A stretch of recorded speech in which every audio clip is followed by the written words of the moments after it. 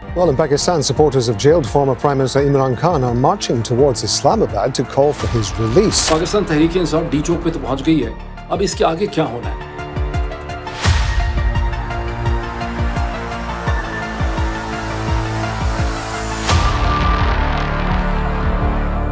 जब तक खान हमारे बीच में नहीं आ जाएंगे, आप डी चौक को नहीं छोड़ेंगे।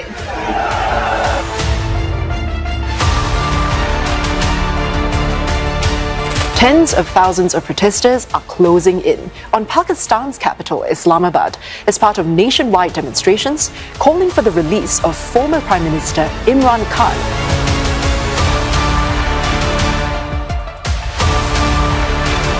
Assalamualaikum. This is Moeed Peezada in Washington, United States. यहाँ अमेरिका के ईस्ट कोस्ट में अब 26 नवंबर 2024 के दिन का बाकायदा सुबह का आगाज़ हो रहा है। चूँकि पाकिस्तान अमेरिका से 10 घंटे आगे है, इसलिए पाकिस्तान में 26 नवंबर 2024 की शाम इस वक्त चल रही है और जो भी डेवलपमेंट्स हुई हैं पाकिस्तान तहरीक इंसाफ के हवाले से, जहां पाकिस्तान तहरीक इंसाफ की जद्दोजहद जो है वो बिल आखिर जो है एक स्टेज पे पहुंचती है जहां वो डी चौक के ऊपर आ जाते हैं और आप कह सकते हैं कि वो डी चौक को फतह कर लेते हैं और हुकूमत और पुलिस जो है वो डी चौक को लूज़ कर जाती है, जिसकी बहुत ज़्यादा सिम्बॉलिक इंपॉर्टेंस है। ये तमाम वाक़यात आप देख चुके हैं। गुज़श्ता 16-17 घंटे या 18 घंटों में मैं इन तमाम वाक़यात के साथ चिपका रहा हूँ ट्विटर के ज़रिए, और शायद ही कोई ऐसी डेवलपमेंट हो, कोई ऐसा इमेज, कोई ऐसी फुटेज, कोई ऐसी साउंड, कोई ऐसा कमेंट जो ट्विटर पे पोस्ट हुआ हो इस हवाले से, जिसे मैंने ना देखा हो, उसे मैंने ना सुना हो, उस पर मैंने गौर ना किया हो। उसमें पाकिस्तान तहरीक इंसाफ की टॉप लीडरशिप, इमरान खान की जो हमशीरा हैं, उनकी स्टेटमेंट्स, उनके बयानात, उनकी अपनी जो अहलिया बुशरा बीबी हैं उनकी स्टेटमेंट्स, उनकी जो पीटीआई की सेकेंडरी लीडरशिप है उनकी पोजीशंस, और जो वर्कर्स हैं उनकी पोजीशंस, तो तमाम चीज़ों को मैं देखता रहा, सुनता रहा, परखता रहा, और मैं साथ कोशिश करता हूँ कि जहाँ तक मुमकिन है उसके बहुत से इम्प्रेशंस, इमेजेस, साउंड्स जो हैं मैं स्क्रीन के ऊपर आपके लिए प्रेजेंट भी कर दूँ। अच्छा, अब ये तो है कि टर्मिनेशन इसकी हो जाती है बड़े फातिहाना नोट के ऊपर, पाकिस्तान तहरीक इंसाफ जो है वो पहुंच जाती है डी चौक में, हालांकि उसका रास्ता रोकने की बहुत ज़्यादा कोशिश की जाती है। लेकिन इस पूरी सिचुएशन को देखने का सिर्फ एक लीनियर तरीका, यानी एक तरीका तो वो है जहां इमरान खान की अपनी हमशीरा ये कहती हैं कि जो कुछ हुआ वो किसी भी तरह एक इनकलाब से, एक रेवोल्यूशन से कम नहीं है, और आप में से बहुत से लोग जो हैं इससे इत्तफाक करेंगे, और मैं भी बहुत हद तक इससे इत्तफाक करता हूँ कि जो कुछ हुआ ये एक खालिस्तान पाकिस्तानी रेवोल्यूशन है और इसको इसी तरह से देखा जा सकता है। लेकिन इसको देखने का सिर्फ एक तरीका नहीं है, बहुत से लोग इसको और भी तरीक़ों से देख रहे हैं, और कम से कम उसको जहन में रखना या उसको इशारा करना या उसको थोड़ा सा डिस्कस करना मैं समझता हूँ कि ज़रूरी। अब इस हवाले से मेरे पास बहुत से पॉइंट्स हैं, ज़रूरी नहीं कि मेरे ये पॉइंट सब आपस में मुताबिकत रखते हों, हो सकता है इसमें कुछ कॉन्ट्रडिक्शंस भी आपको लगें, लेकिन मैं रखूँगा सब आपके सामने। सबसे पहले यह है कि डी चौक पे पाकिस्तान तहरीक इंसाफ के पहुंचने को दो तरह से कम डिस्क्राइब किया जा सकता है। पाकिस्तान तहरीक इंसाफ के पॉइंट ऑफ व्यू से ये पाकिस्तान तहरीक इंसाफ ने इसे फतह कर लिया है, और पुलिस के हवाले से या हुकूमत के हवाले से डी चौक हैज़ फॉलन, और इसकी बहुत सिम्बॉलिक इंपॉर्टेंस जो है वो बन जाती है। ताहम इसकी पॉलिटिकल इंपॉर्टेंस जो है वो क्या है, उसको देखने के लिए हमें जहन में रखना चाहिए, उसको समझने के लिए कि यहाँ तीन किस्म के प्लेयर्स हैं। एक पाकिस्तान तहरीक इंसाफ, और पाकिस्तान तहरीक इंसाफ के साथ लोग हैं, उसका सपोर्ट बेस है। एक शरीफ ज़रदारी की सिविलियन हुकूमत है जिसका ये एक बहुत बड़ा लॉस है, चूँकि उन्होंने यहाँ पर एक अज़म हैवी हुकूमत भी जाली है, और उनका एक अज़म था, उनकी डिटर्मिनेशन थी, उनकी पुलिस का कहना था, उनके मिनिस्टर्स का कहना था, उन्होंने 20-25 हज़ार पुलिस लगाई हुई थी कि हम यहाँ तहरीक इंसाफ को और इमरान खान की पार्टी को यहाँ हम नहीं पहुँचने देंगे। उनके लिए एक बहुत बड़ी शिकस्त है, उनका ये बहुत बड़ा रिवर्सल है। मैं तो अभी भी आज प्रेस के आगे जो बात करें, सारा ड्रामा 24 को एक पानी का बुलबुला जो बनने जा रहा है, कुछ भी नहीं होना, अंदर कामयाबी बात। अगर हम 15,000 20,000 नफरी यहाँ पे खड़ी करते हैं, इट्स इम्पॉसिबल कि कोई क्रॉस कर सके। एक कोई एमएनए अपने हल्के से 10,000 बंदा नहीं ला सकेगा। कोई जुर्रत करेगा इस्लामाबाद आने की, कोई भी, he will not be spared। तीसरी पार्टी इसमें पाकिस्तान के जनरल साहिबान हैं, जिन्हें उर्फ आम में इस्टेब्लिशमेंट कहा जाता है। यहाँ हमें ठीक तरह से नहीं पता कि पाकिस्तान के जनरल साहिबान जो हैं पाकिस्तान तहरीक इंसाफ के डी चौक पे पहुँच जाने को वो किस तरह से उसका एनालिसिस करते हैं, असेसमेंट करते हैं। ये भी एक इंपॉर्टेंट पॉइंट है जिसको जहन में रखना चाहिए। अब जैसे कि मैंने कहा कि ये कोई लीनियर ही इसको आप नहीं देख सकते, इसके बारे में कई किस्म की ओपिनियंस पाई जाती हैं। ایک بڑی اسٹرانگ ہے تو مائنورٹی اوپینین ہے لیکن بڑی اسٹرانگلی ایکسپریسڈ اوپینین جو ٹویٹر کے اوپر بھی ہے اور میرا جو پچھلا یوٹیوب ہے اس کے نیچے بھی لوگوں نے لکھا ہے اور یہ انٹیلیجنٹ لوگ ہیں جو بڑے لمبے لمبے اس حوالے سے نوٹ لکھ رہے ہیں اور وہ اوپینین یہ ہے کہ انہیں لگتا ہے کہ یہ جو کچھ بھی ہوا ہے یہ فار ریئل نہیں تھا. یعنی وہ سمجھتے ہیں کہ اس کے اندر کوئی میچ فکسنگ کی ان کو فیلنگ لگتی ہے. ان کو کیوں لگتا ہے؟ ان کو ایسا لگتا ہے کہ پاکستان تحریک انصاف اپنے سفر کا آغاز کرتی ہے 24 تاریخ کو. وہ کہتی ہے کہ ہمارا ہدف ڈی چوک ہے. پھر آہستہ آہستہ تمام رکاوٹیں جو اس کے سامنے کھڑی کی گئی ہیں وہ کولیپس ہو جاتی ہیں. اس کا راستہ نہیں رک سکتا, یہ نہیں روکا جاتا اور پاکستان تحریک انصاف فاتحانہ طور پہ ڈی چوک پہ پہنچتی ہے. انہیں شک ہے کہ یہ معاملہ اتنا سیدھا نہیں ہے, اس میں شاید کوئی ڈیل ہے اور ان کے ذہن میں وہ ڈیل کے بارے میں کوئی بہت خوش نہیں ہے. مطلب ایک تو ہوتا نا کہ آپ کہتے ہیں کہ چلے صلح ہو گئی, سمجھوتا ہو گیا, اس میں سے کوئی چلے اچھا ہے, کوئی رزلٹ ہی نکلا ہے, لیکن ان کے دل و دماغ میں مختلف قسم کے خوف جو ہیں وہ بھرے ہوئے ہیں جن کی تفصیلات میں اس اسٹیج کے اوپر نہیں جانا چاہتا. لیکن میں یہ بتانا ضرور چاہتا ہوں کہ ان کے دل و دماغ کے اندر مختلف قسم کے خوف ہیں کہ یہ جو کچھ بھی ہوا یہ فار ریئل نہیں ہے اور اس کی کوئی اور ہی قسم کی اہمیت جو ہے وہ نہ ہو. تاہم اس کے جواب میں آپ یہ ضرور کہہ سکتے ہیں کہ جب وہ لوگ سمجھتے ہیں کہ تحریک انصاف کا راستہ روکا نہیں گیا تو وہ بہت آسانی سے پہنچ گئے. ایسا بالکل بھی نظر نہیں آ رہا, کیونکہ 72 گھنٹوں میں اگر 72 لڑائیاں نہیں ہوئی ہیں تو آپ کم از کم کہہ سکتے ہیں کہ 30-40 کم از کی بہت ہی انٹینس قسم کی پچ بیٹلز ہوئی ہیں. سڑکیں بند کر دی گئیں, پل بند کر دیے گئے, شاہراہیں بند کر دی گئیں, موٹر ویز بند کر دی گئیں, 5 لاکھ کے قریب پنجاب میں پولیس موبلائز کر دی گئی, لاہور سے کسی کو نکلنے نہیں دیا گیا. خیبر پختونخوا کے لوگ تو بہرحال صوبہ ان کا اپنا تھا, وہ ایک پوائنٹ تک پہنچ گئے اور وہ اتنی بڑی تعداد میں آ گئے کہ اس کے بعد ان کا راستہ نہیں روکا گیا. لیکن بے تحاشا جگہوں پہ پچ بیٹلز ہوئیں اور جو سفر صرف 2 گھنٹے کا ہوتا ہے, 2-2.5 گھنٹوں کا سفر ہوتا ہے, اس کو کور کرتے کرتے پاکستان تحریک انصاف کے قافلوں کو تقریباً 3 دن پورے لگ گئے اور بھوکے پیاسے لوگ جو ہیں یہاں پر پہنچے ہیں اور کم از کم 1 لاکھ آدمی جو ہے وہ ڈی چوک, یا آپ کہہ لیں کہ بٹوین G10 G11 سے لے کے ڈی چوک تک جو ہے وہ پہنچا ہے. تو جب آپ اس ساری صورتحال کو دیکھتے ہیں اور خاص کر کے جس قسم کی پچ بیٹل ہوئی ہیں, اور پھر جو پچ بیٹل سب سے زیادہ جو امپورٹنٹ یا بڑی انٹینس پچ بیٹل وہ چنگی نمبر 26 پہ ہوتی ہے, جس کے نتیجے میں جتنی جانیں ضائع ہوئی ہیں, 8 کے قریب جو قیمتی جانیں ضائع ہوئی ہیں, جس میں 3 تحریک انصاف کے جو ورکرز ہیں وہ شہید ہوئے ہیں, 5 لوگ جو ہیں جس میں ایک FC کا جوان ہے, 3 رینجرز کے جوان ہیں, ایک اس میں کوئی راہگیر ہے جو پہلے ایکس آفیشلی ہے کوئی. یہ سب جو 8 قیمتی جانیں ضائع ہوئی, ان تمام کا بالواسطہ طور پہ براہ راست یا انڈائریکٹلی ان کا تعلق جو ہے وہ چنگی نمبر 26 سے ہے, بیکاز یہیں پینک میں رینجرز نے فائر بھی کھولا جس کے نتیجے میں تحریک انصاف کے ورکرز کی جانیں ضائع ہوئی ہیں. اور اسی کے نتیجے میں وہ پینک تھا جب رینجرز نے دوڑتے اپنی ہی گاڑی میں اپنے ہی لوگوں کو گاڑی سے کچل دیا, اور بعد میں انہوں نے الزام لگانے کی کوشش کی کہ تحریک انصاف والے گاڑی لے کے آئے, انہوں نے دہشت گردی کی, رینجرز کے اوپر گاڑی چلا دی, نوئنگ فلی ویل کہ گاڑی ان کی اپنی تھی. اور اس چیز کو بہت ہی بریلینٹ طریقے سے جو ہے بطی اللہ جان صاحب جو ہیں انہوں نے اسے ایکسپوز کیا. ابھی پولیس میں کیا رپورٹ درج کرائی ہے آپ نے؟ رپورٹ میں نے ان کو بتایا ہے, وہ مجھے بار بار پریشرائز کر رہے تھے, یہ پولیس والے ادھر جو بیٹھے تھے, کہ آپ اس طرح کی بیان نہ دیکھیں, اپنا کیوں اس طرح کی بات کر رہے ہیں. دیکھیں میرے ایک ہی بھائی میرا سگا, اگر اس کی ڈیتھ ہوئی ہے تو میں اس کے باوجود بھی جھوٹ بولوں, کیوں بولوں اور کس لیے بولوں, اور مجھے کیا چاہیے؟ تو یہ مجھے پریشرائز کرتے آپ پولیس کے نام کیوں لیتے. میں نے جب خود دیکھے, میرے ساتھ گواہ بھی ہیں, تو کہتے ہمارا نام نہ لکھ لو آپ, پھر ہم اپنا خود اس میں مدعی بنتے ہیں. میں نے کہا بنو, کہتے ہیں ہمارا نام نہ لیں. یہ ادھر جو پولیس والے جو ادھر بیٹھے ہوئے تھے سارے مجھے اونچی آواز میں بولنا سب نے شروع کر دیا, چپ کرو, یہ کرو, وہ کرو. میں نے کیوں؟ پولیس پہ الزام تھا, کس پہ الزام تھا؟ میرا دونوں کی گاڑی تھی وہاں پہ. اچھا,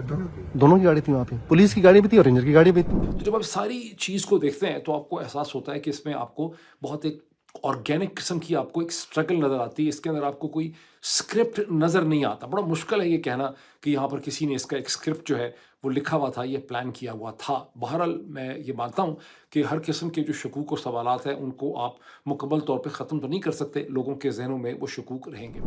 اچھا, صورتحال جو ہے تھرو آؤٹ اس میں اتنے نشیب و فراز تھے, اتنے اتار چڑھاؤ تھے, اتنے اس میں اپس اینڈ ڈاؤنس تھے کہ کسی بھی سٹیج میں اس میں سرٹینٹی یا یقین کی کیفیت نہیں تھی. سو مچ سو کہ 26 تاریخ جب پاکستان میں شروع ہوتی ہے, اسلام آباد میں صبح کے 8 بجتے ہیں 9 بجتے ہیں, تو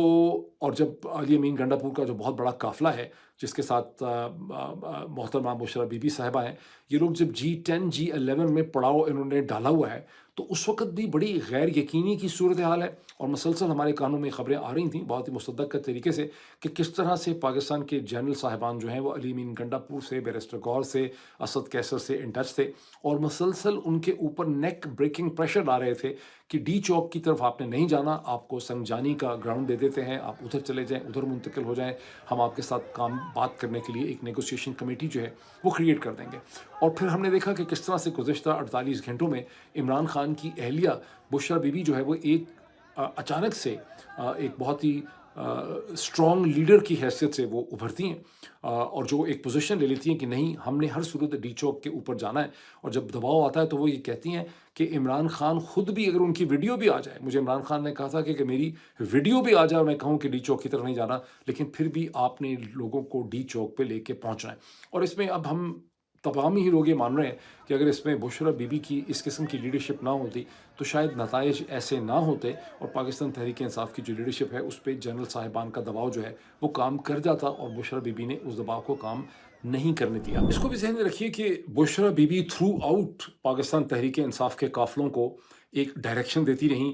بہت ہی پرعزم طریقے سے، اور جو ان کی آخری اسٹیٹمنٹ ہے وہ بھی بڑی معنی خیز ہے جب وہ ورکرز کو ڈی چوک پہ پہنچ کے کہتی ہیں کہ ہم نے اپنی ڈیمانڈز حاصل کیے بغیر ہم نے اسلام آباد کو نہیں چھوڑنا اور میں یہیں پہ ہوں اور آپ لوگوں نے مجھے اکیلا نہیں چھوڑنا۔ یہ بڑی اسٹرانگ ایموشنل اپیل ہے مسلم کلچر کے اندر اور ساؤتھ ایشین کلچر کے اندر، اور اس کے بعد آپ یہی توقع کرتے ہیں کہ ورکرز اور پاکستان تحریک انصاف کی لیڈرشپ جو ہے وہ یہاں سے گم جو ہے وہ نہیں ہو سکے گی۔ کی وجہ سے کھڑا ہے اور کھڑے رہیں گے۔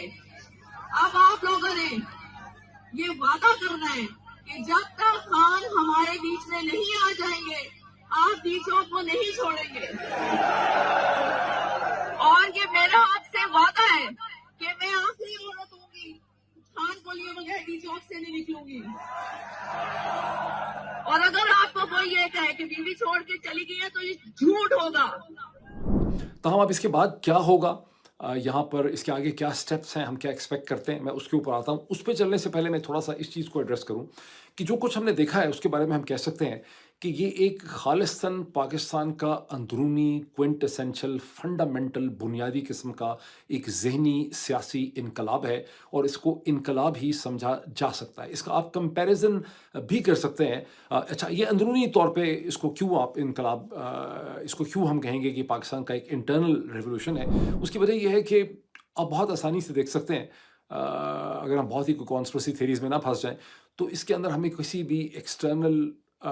ہمیں کوئی اس میں ایکسٹرنل ہاتھ نظر نہیں آتا، اس کے اندر ہمیں کوئی سینٹرل انٹیلیجنس ایجنسی نظر نہیں آتی، ہمیں اس میں کوئی برطانوی MI6 نظر نہیں آتی، ہمیں کوئی اس میں ہندوستان کی ایجنسی نظر نہیں آتی، ہمیں کوئی اس میں ایران نظر نہیں آتا، ہمیں کوئی اس میں مشرق وسطیٰ نظر نہیں آتا، اور بڑا ہی مشکل ہے یہ کہنا کہ اس میں کوئی پاکستان کی اسٹیبلشمنٹ کا بھی کوئی بہت زیادہ فیسیلیٹیشن جو ہے اس کے اندر نظر آتی ہے۔ فیسیلیٹیشن کا جب میں ذکر کرتا ہوں تو مجھے یاد ہے کہ ہم میں سے بہت سے جرنلسٹ کو یاد ہوگا کہ کیسے مارچ 2009 میں جب نواز شریف صاحب وکلا کی تحریک میں اور وکلا کی عدلیہ کی بحالی کے لیے لاہور سے نکل رہے تھے تو ساری کی ساری ان کی موومنٹ جعلی تھی۔ وہاں پر سینکڑوں، اگر سینکڑوں نہیں تو کم از کم درجنوں ڈسٹرکٹ مینجمنٹ کے پولیس آفیسرز ایسے تھے دونوں طرف کے جن کو اچھی طرح سے پتہ تھا کہ نواز شریف صاحب کو آرٹیفیشلی طور پہ پاکستان کی اسٹیبلشمنٹ جو ہے وہ لاہور سے فیسیلیٹیٹ کر رہی تھی، ان کو ایک لیڈر بنا کے دکھا رہی تھی، ان کے راستے میں کوئی ریل ریزسٹنس نہیں تھی۔ جب وہ گجرانوالہ پہنچے تو ان کے پاس 25-30 ہزار لوگ تھے۔ اس وقت جنرل کیانی کے بہاف پہ جنرل زبیر حیات جو ہیں انہوں نے انہیں کانٹیکٹ کیا اور جنرل کیانی نے دونوں سائڈز کے درمیان ایک میڈیٹیشن کروائی، اور اس وقت تاثر یہ تھا کہ اگر یہ لوگ اسلام آباد پہنچ جائیں گے تو اسلام آباد میں کوئی بڑا قیاس جو ہے وہ مچ جائے گا، اور ہمیں پتہ ہے کہ اسلام آباد میں اس کے بعد بہت سے لوگ آئے گئے، اسلام آباد کی حکومت جو ہے وہ اس طرح سے کولیپس نہیں کرتی، اور ابھی بھی آپ نے دیکھا ہے کہ حکومت کولیپس نہیں کرتی، اور پاکستان تحریک انصاف ڈی چوک پہ پہنچ تو گئی ہے جس کی ایک سمبولک ویلیو ہے، لیکن ابھی تک پاکستان تحریک انصاف کو اس کا کوئی بھی سیاسی مطالبہ اور ڈیمانڈ اس سے جو ہے وہ ملا نہیں ہے،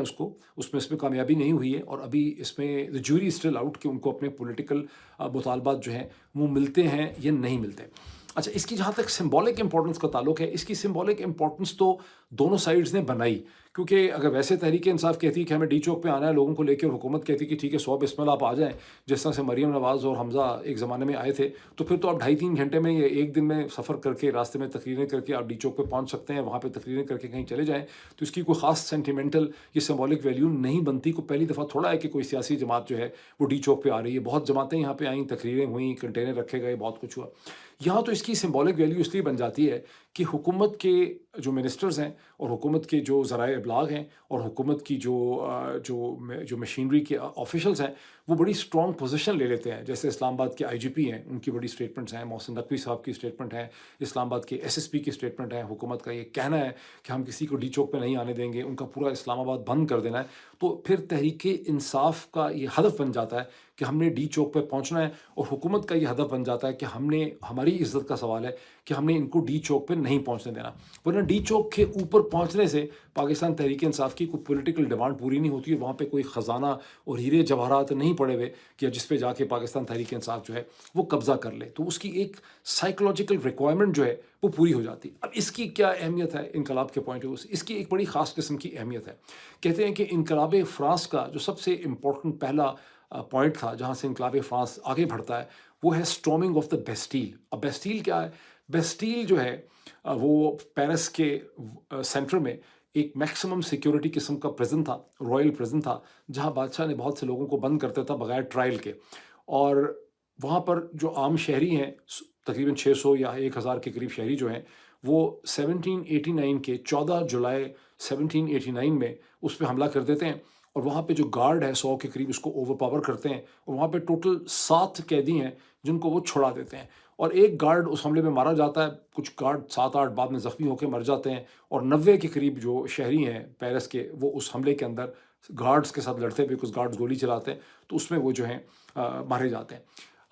اب اس کو اگر بظاہر آپ پڑھتے ہیں تو آپ کو پتہ چلتا ہے کہ کوئی خاص بیسٹیل کے پریزن کی اسٹریٹجک ویلیو نہیں تھی. تو پھر یہ اتنا امپورٹنٹ اس کو کیوں سمجھا گیا؟ امپورٹنٹ اس لیے سمجھا گیا کہ پیرس کے عام شہریوں نے یہ ثابت کر کے دکھایا کہ ہم میں اب اتنی ہمت ہو گئی ہے کہ ہم بادشاہ کے اقتدار کو چیلنج کر سکتے ہیں, اور بادشاہ کا جو میکسیمم سیکیورٹی پریزن ہے ہم اس کے دروازے یا دیواریں توڑ سکتے ہیں, اور وہاں سے ہمارے جو پریزنرز ہیں ہم ان کو وہاں سے چھڑا سکتے ہیں. اسے کہتے ہیں اسٹارمنگ آف دا بیسٹیل. اور ڈی چوک پہ پہنچ کے پاکستان تحریک انصاف نے بھی ایک بہت بڑا سائیکولوجیکل بیریئر کراس کیا ہے, جہاں انہوں نے گزشتہ 72 گھنٹوں میں یہ ثابت کر دیا ہے کہ ہم پاکستان کا جو نظام ہے, پاکستان کا سسٹم جو ہے حکومت کا یا اسٹیبلشمنٹ کا, ہم اسے چیلنج کر سکتے ہیں. اور چیلنج بھی انہوں نے اسے بہت ہی پرامن طریقے سے کیا ہے. اس کے درمیان میں جو بہت خوبصورت امیجز ہیں وہ ہیں جہاں پولیس کے جو لوگ جو پہلے ان کے اوپر شیئرنگ کر رہے ہیں یا گولیاں برسا رہے ہیں, کیونکہ 12 بور کی بھی بہت گولیاں انہوں نے استعمال کی ہیں, بہت فائرنگ کی ہے پاکستان تحریک انصاف کے اوپر. اس کے بہت سے چھرے آپ دیکھ سکتے ہیں لوگوں کے ہاتھ میں لوگ دکھا رہے ہیں. تو وہی پولیس والے جو پاکستان تحریک انصاف کے اوپر مظالم توڑ رہے ہیں, فائرنگ کر رہے ہیں, شیلنگ کر رہے ہیں, جب وہ پاکستان تحریک انصاف کے ورکرز کے پاس آتے ہیں کہ ہاتھ لگ جاتے ہیں, تو پاکستان تحریک انصاف جو ہے وہ ان کے زخموں کو بھی خیال کرتی ہے. ایسے سین بھی ہیں جہاں پاکستان تحریک انصاف کے ینگ میڈکس اینڈ ڈاکٹرز جو ہیں وہ ان کو ٹیکے بھی لگا رہے ہیں, ان کی تیمارداری کر رہے ہیں, ان کے زخم صاف کیے جا رہے ہیں, ان کو پانی پلایا جا رہا ہے, ان کو ہمت دی جا رہی ہے. یا اگر کوئی کراؤڈ غصے میں ہے تو اس کراؤڈ سے ان پولیس والوں کو اور رینجرز کو بچا کے سیفٹی کی طرف بھی لے جایا جا رہا ہے. ایک بڑا خوبصورت سین وہ بھی ہے جہاں ایک پولیس والا جو ہے اس کو کراؤڈ پکڑ لیتا ہے اور وہ مسلسل کو دہائی دیتا ہے کہ دیکھیں میں عمران خان کا سپورٹر ہوں, میں نے عمران خان کو ووٹ دیا تھا, مجھے معاف کر دیں. ایک اور بڑا خوبصورت سین وہ ہے جہاں ایک پولیس وومن جو ہے وہ اپنی چھوٹی بڑی خوبصورت سی کیوٹ بچی اس کے ساتھ ہے, اور وہ اس بچی کے پاس کوئی کیمرہ مین یا سوشل میڈیا کا بندہ پی ٹی آئی کا جاتا ہے, اور وہ بچی باقاعدہ وکٹری کا سائن بناتی ہے. یعنی ماں کی گود میں جو بچی ہے وہ بھی جلسے کی پوری پالیٹکس جو ہے اس کا حصہ ہے, اور وہ بھی 3-4 سال کی بچی ہے, وہ بھی اس طرح سے وکٹری کا سائن بناتی. تو یہاں سے جو پاکستان کا جو یہ ایک سائلنٹ ریولوشن ہے, اس کے اندر جو ہیومن ڈائمنشن ہے, سوک ڈائمنشن ہے, وہ اس کی بڑی خوبصورت ہے. اب چونکہ ہم ایک اردو سپیکنگ ایکو سسٹم کے اندر ایگزسٹ کرتے ہیں تو ہم دنیا کو اپنی یہ خوبصورتی دکھا نہیں پاتے, کیونکہ دنیا کی ساری خوبصورتی ان کی اپنی زبانوں میں چلتی. اگر ہم انگلش سپیکنگ ہوتے, اسپینش سپیکنگ ہوتے, فرینچ سپیکنگ ہوتے, تو آپ دیکھتے کہ کتنا خوبصورت ایک رومانٹک سیگا جو ہے وہ پاکستان کے اس پولیٹیکل انقلاب کے اوپر فوری طور پہ 24 گھنٹوں میں کھڑا ہو جانا تھا. لیکن ہمیں کوئی اس طرح سے, ظاہر ہے ہم انٹیگریٹڈ ہی نہیں ہے چونکہ دنیا کے گلوبل نیریٹو کے اندر.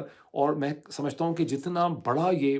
پولیٹیکل پلس تھا, جتنا مومنٹ تھا, اس کو کوریج ضرور دی ہے انٹرنیشنل میڈیا نے, لیکن اس क्वालिटी की उस लेवल की कवरेज इसको नहीं मिली जितना बड़ा ये मोमेंट था। तमाम जहनों में एक कुदरती सवाल है कि पाकिस्तान तहरीक इंसाफ डी चौक पे तो पहुंच गई है, अब इसके आगे क्या होना है। इसके आगे कम से कम 3 किस्म की पॉसिबिलिटीज जो हैं वो इस वक्त लोगों के जहनों में हैं, जो डिस्कस भी हो रही हैं। एक पॉसिबिलिटी तो ये है कि जनरल साहिबान जो हैं वो इस हकीकत को तस्लीम करते हैं कि 72 घंटों में पाकिस्तान तहरीक इंसाफ ने बहुत बड़ी मोबिलाइजेशन करके दिखाई है, इससे मज़ीद लड़ना जो है वो बेसूद है। जैसा कि आपने देखा कि फ़ौज जो है वहाँ पे थी डी चौक पे, उसने लोगों के साथ कोई झगड़ा नहीं किया, लोगों ने भी फ़ौज के साथ कोई झगड़ा नहीं किया। तो जनरल साहिबान जो हैं वो एक प्रोसेस और डायलॉग ओपन करते हैं पाकिस्तान तहरीक इंसाफ की लीडरशिप के साथ, जिसके नतीजे में अगले 24 घंटों में जब इमरान खान के मज़ीद बेल केसेस लगते हैं तो इमरान खान की रिहाई भी हो सकती है। उसके नतीजे में सुप्रीम कोर्ट जो है वो 26वीं आईनी तरमीम के केस को उठा सकती है, फुल कोर्ट बैठ सकती है, उसे सस्पेंड भी किया जा सकता है 26वीं आईनी तरमीम को, और ज़ाहिर है एक बहुत बड़े पॉलिटिकल चेंज का प्रोसेस जो है वो भी शुरू हो सकता है। तो एक पॉसिबिलिटी जो है वो चीज़ें इस तरफ भी जा सकती हैं, बिहाइंड द सीन नेगोशिएशन हो भी सकती हैं, जिनको फ्रंट पे डिनाई भी किया जाए और पाकिस्तान तहरीक इंसाफ के लोग जो हैं वो डी चौक पे बैठे रहें। अच्छा, अभी दूसरी पॉसिबिलिटी भी है कि पाकिस्तान तहरीक जनरल साहिबान जो है वो ये फैसला करते हैं कि ठीक है, पाकिस्तान तहरीक इंसाफ डी चौक पे बैठ गई, ये कौन सा कोई बहुत बड़ा नर्व सेंटर या पॉइंट है, आप बैठे रहें यहाँ पे, हमें कोई एतराज़ नहीं है। जिस तरह से 2013 में जब डॉक्टर ताहिरुल कादरी अपनी पार्टी लेकर आए थे, तो रहमान मलिक साहब उस वक्त पाकिस्तान के इंटीरियर मिनिस्टर थे, और उन्होंने डॉक्टर ताहिरुल कादरी और उनकी पूरी जो 4-5 हज़ार वर्कर्स थे उनको डी चौक से लेके आगे दुकान जो इलाका था 1 किलोमीटर का, उस पर बैठा दिया था, और वो बैठे रहे, उनके साथ बातचीत होती रही, कभी होती थी कभी नहीं होती थी, फिर बारिश शुरू हो गई, फिर ठंड थी, फरवरी का महीना था। इन दी एंड जब वो बिल्कुल थक गए तो उनको एक कॉस्मेटिक किस्म की, बेकार किस्म की डील दे दी गई, जिसमें उनके असल में किसी भी मुतालबे को नहीं माना गया था। लेकिन डॉक्टर ताहिरुल कादरी के मुतालबे थे भी बड़े जनरलाइज किस्म के, पाकिस्तान तहरीक इंसाफ के मुतालबे बड़े कंक्रीट और बड़े ब्लैक एंड वाइट किस्म के हैं। इमरान खान की और पॉलिटिकल प्रिजनर की रिहाई इनको चाहिए, इनको 26वीं आईनी तरमीम का खात्मा चाहिए, इन्हें सुप्रीम कोर्ट की बहाली चाहिए, इन्हें इलेक्शन का चोरी किया हुआ मैंडेट जो है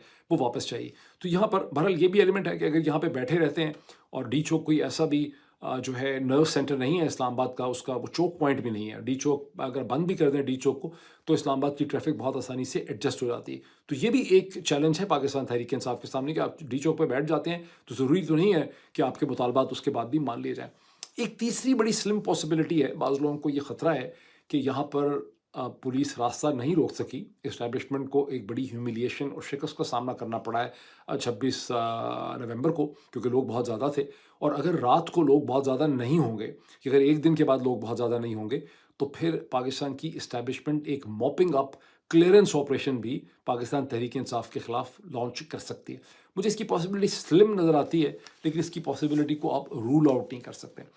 अब थोड़ा सा डिफरेंट थोड़ा सी पर्सपेक्टिव भी देख लें, और एक पर्सपेक्टिव का ताल्लुक पुलिस और इंतज़ामिया के साथ है, दूसरे पर्सपेक्टिव का ताल्लुक खुद फ़ौज की जो अपनी ब्यूरोक्रेसी होती है, फ़ौज के ऑफिसर्स होते हैं, उसके साथ है। गुज़िश्ता मैं समझता हूँ कि 24 घंटों में शाहिद खाकान अब्बासी साहब, the former prime minister of Pakistan, Alina शेखरी साहिबा के साथ, जो टेलीविज़न एंकर हैं, एक प्रोग्राम में थे जहाँ उन्होंने इस पूरे वाक़े से कोई आप कह लें कि 12-18 घंटे पहले उन्होंने ये कहा कि ये हुकूमत जो है ये ऐसी एक तंग गली में जाके फंस गई है कि आप देखेंगे कि बहुत जल्दी पुलिस जो है वो इनका साथ छोड़ देगी, यानी पुलिस जो है वो इनकी बात नहीं मानेगी और पुलिस लड़ना बंद कर देगी, और पुलिस जो है इनकी खातिर पाकिस्तान तहरीक इंसाफ से नहीं लड़ेगी, क्योंकि हुकूमत बड़ी गैर मकबूल है, पुलिस को भी पता है कि ये इलेजिटिमेट गवर्नमेंट है, इसकी कोई कानूनी और असल में इसकी कोई हकीकी हैसियत जो है वो नहीं। वो वक्त दूर नहीं कि पुलिस छोड़ देगी मामला, पुलिस पुलिस गोली नहीं चलाएगी, पुलिस ये काम करना छोड़ देगी। आखिर वो भी इंसान है, वो भी जानते हैं क्या बात सही है क्या बात, और जब वो भी जानते हैं हुकूमत के पास मैंडेट नहीं है। ये देखिए, जब आपके पास मैंडेट ना हो आप कमज़ोर होते हैं। आज हुकूमत की हालत आप देख लें, कोई शख्स बाहर नहीं निकल सकता, कोई शख्स अपना मौक़िफ़, वज़रा अपना काम नहीं करते, वो सारे टीवी पे बैठे हुए हैं, हर वजीर अपनी कहानी बता रहे हैं, वह ये हो गया वो हो गया, पुरानी कहानियाँ छोड़। अच्छा, अब आप देखते हैं कि पाकिस्तान तहरीक इंसाफ 26 तारीख को उसके आखिरी जो 3-4 घंटे हैं डी चौक पे पहुंचने के, जब वो दोबारा चलना शुरू करती है G10 G11 से, तो पुलिस जो है वो बहुत हद तक थक हार जाती है, और पुलिस जो है वो बहुत ज़्यादा रेजिस्ट नहीं करती, थोड़ा सा रेजिस्ट करती है, फिर वो रास्ता उनको देने शुरू कर देती है, बहुत ज़्यादा रेजिस्ट नहीं करती। ये बिल्कुल नेचुरल और कुदरती है, क्योंकि पुलिस उस वक्त तक ये रियलाइज़ कर लेती है कि मज़ीद स्ट्रगल करना या मज़ीद लड़ना जो है वो बेसूद है, और उनका रास्ता जो है وہ نہیں روکا جا سکتا. یعنی پولیس کے آفیسرز اپنا ایک مائنڈ بنا لیتے ہیں اور وہ آپ کو امیجز کے اندر سے بھی اس کا احساس ہو رہا ہے. جہاں پولیس کے سینئر افسر آئی جی پی ڈی آئی جیز جو ہیں وہ پولیس کے انسپیکٹرز اور کانسٹیبلز کو بلا رہے ہیں, دہائی دے رہے ہیں, آرڈرز دے رہے ہیں, لیکن وہ ان کی بات نہیں مان رہے اور وہ بالکل بے دلی سے کھڑے ہیں یا چل رہے ہیں.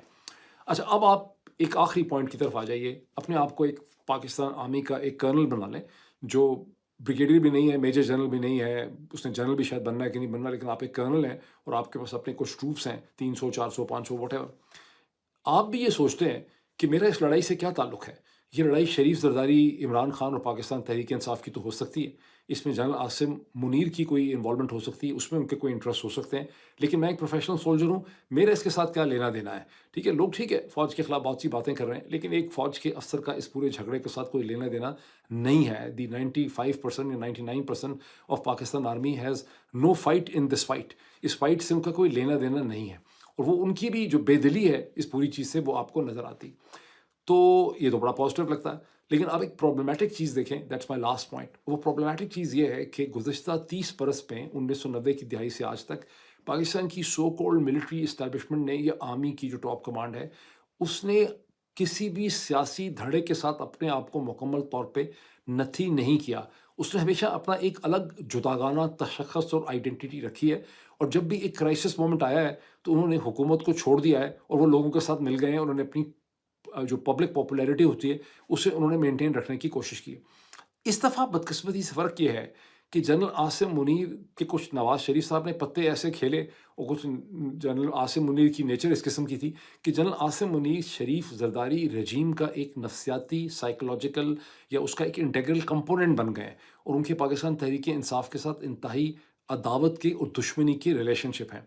یہ چیز کیسے ٹھیک ہوگی, اس کا کیا حل نکل سکتا ہے, اس پہ کیا بات ہو سکتی ہے, اس کا کوئی سلوشن ہے بھی کہ نہیں, یہ سمجھنا بڑا مشکل ہے. اور یہی میں سمجھتا ہوں کہ سب سے بڑا سٹمبلنگ بلاک ہے, جس کا ہمیں اگلے 12-14 گھنٹوں میں یا 18 گھنٹوں میں ہمیں کچھ پتہ چلے گا کہ اس پہ کوئی برف پگھل بھی سکتی ہے کہ نہیں پگھل سکتی. اب اتنا ہی, پھر آپ سے ملاقات ہوتی ہے. Thank you.